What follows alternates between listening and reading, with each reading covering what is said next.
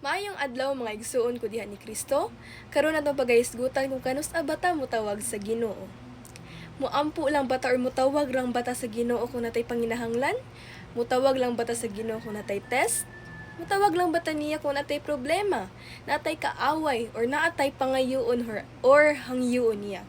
Mudyo nay pinaka-common nga sayop nga magama sa usa ka tawo no nga mutawag lang sa Ginoo kung naa siya panginahanglan.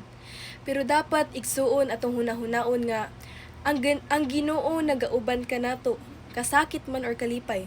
Kung naay problema mo abot sa tong kinabuhi, magpasalamat ta kay wa ta kabalo kana nga problema mo'y arason nga mo strive harder ta, mo pray harder ta niya. Kay ang mga problema moabot na sa tong kinabuhi dili lang sa basta-basta lang na ay rason.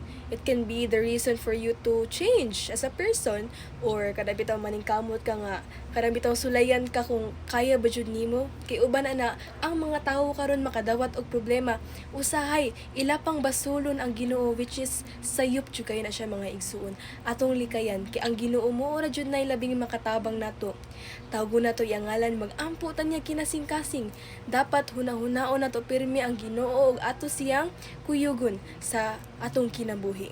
Likayan nato nga mga mutawag lang taniya sa ligay natay kinahanglan. Dako jud kay na siyang sayop mga igsuon.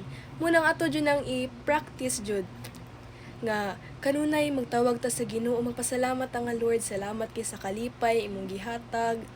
Every kasakit man or kalipay, magtuon jud ta mga igsuon nga magpasalamat ta sa labang makagagahom.